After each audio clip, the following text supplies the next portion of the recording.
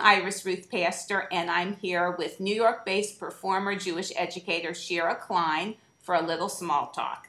And Shira travels with her band, Shir and she brings audiences throughout the world in a dynamic, interactive program which incorporates her Jewish love of life and prayer. So welcome, Shira. Thank you. It's great to have you with us. And I wanted to ask you a question. You said that you were brought up in a world of music and tradition, and that every single moment of your life was infused with a love of Judaism. And I was wondering if you could talk a little bit about how your parents did that. It's great. It sounds almost like an exaggeration, but I don't think it is. Everybody in my family is a little bit of a creative mad person to begin with. So all of the holidays were just enveloped in music and food and decoration and company and dancing and singing, and it really was like that. It was a lot of fun, basically. On Shabbat, there was like a tradition. I remember coming home and having to vacuum the house with like the gigantic vacuum cleaner as a little kid, just while I smelled the challah in the oven. And my mother makes just the most exceptional challah, and every Friday night. So the food was just so special and so great like that. And then at the end of dinner, always we were singing. The books came out, song sheets came out, we sang. There were instruments hanging on the walls in the living room. So the flutes and drums. So whoever was in the house and whoever our company was, they grabbed something off the wall and we sang together. That's extraordinary. It was a lot of fun, and my father really took great effort to include everybody in that. So, for example, on Hanukkah, every night we had a house full of guests, and he printed out song sheets so everybody could sing along. And it's funny because even my sister and brother and I, when it's Hanukkah and we light the candles, we just automatically go through all the songs in the same order because we did it every night of every Hanukkah, and it was a blast. That's the power of tradition and ritual. Yes.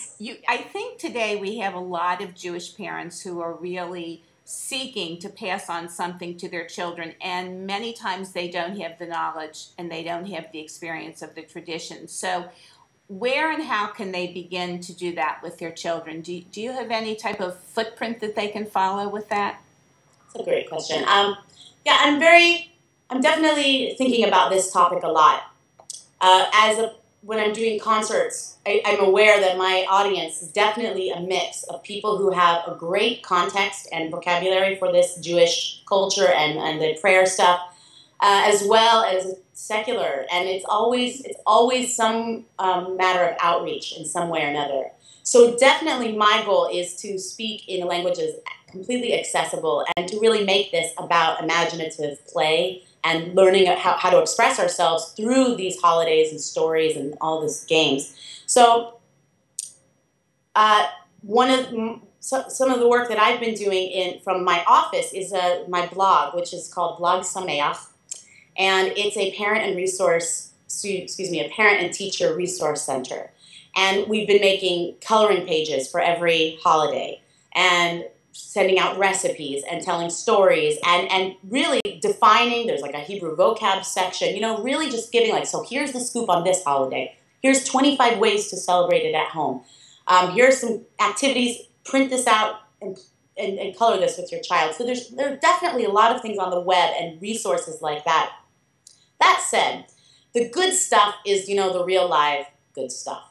And I want to just stop you for one moment because I want to talk about the quote that Isaac, age 5, from Memphis, Tennessee, said about the experience of your concert. And then we can go into what really a typical performance is, if you have a typical one. But he said, this is a quote, "I had so much fun, my armpits are sweaty and stinky."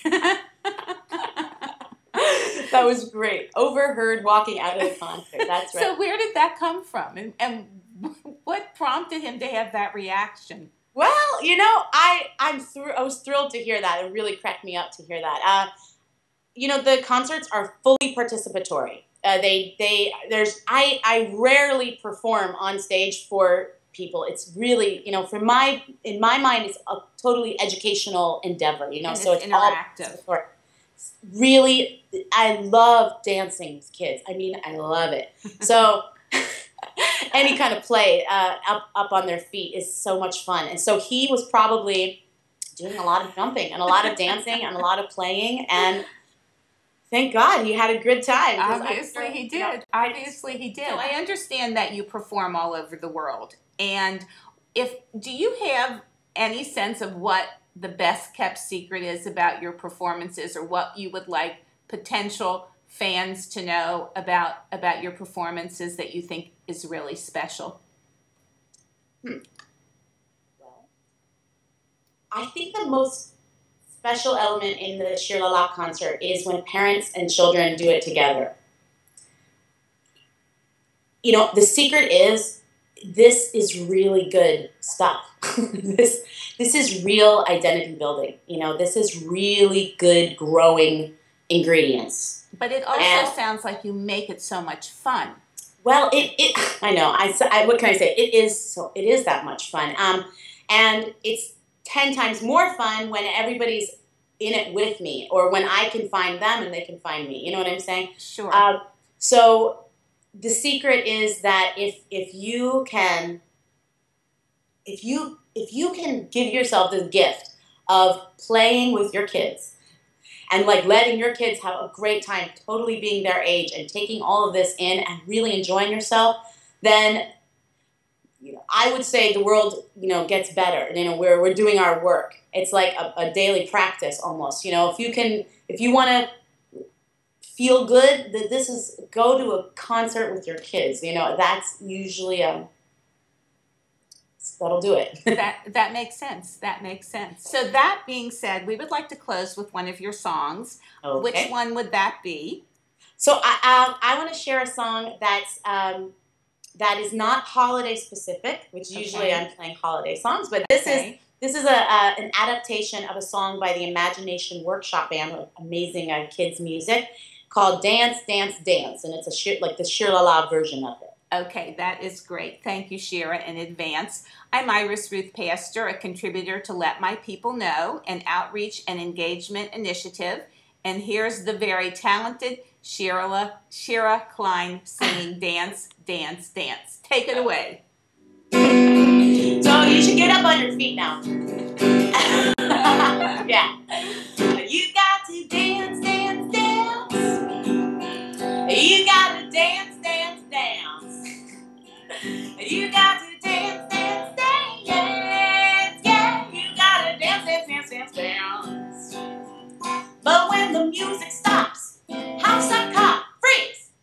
House up means take a break and freeze and strike a pose and make it look very, very, very, very good. Now you can dance on one reggae, that's 1 foot, 1 foot. Or you can dance on the other reggae. Oh yeah. Or you can dance all around, turn around in a circle. You can fall down to the ground.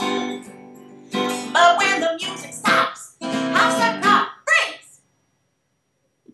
Put your dime in the air. Lift your hands, put them up there. Now shake like you just don't care. Woo!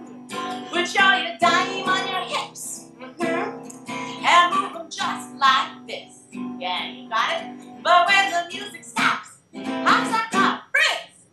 I love to freeze for as long as it takes for everybody, the entire audience to completely freeze. Now you dance with your friends, Chavirim. Fun friend, yeah, you know what I mean. Make a friend. You can dance by yourself, or you can dance on a shelf, on a very big shelf. But when the music stops, house up, pop, freeze. Now you can dance my hair, as fast as you can, fast. Or you can dance slow-mo dancing. Or you can dance, or you can dance slow. Let me hear you say cane, cane, cane. Now say it low, low, low.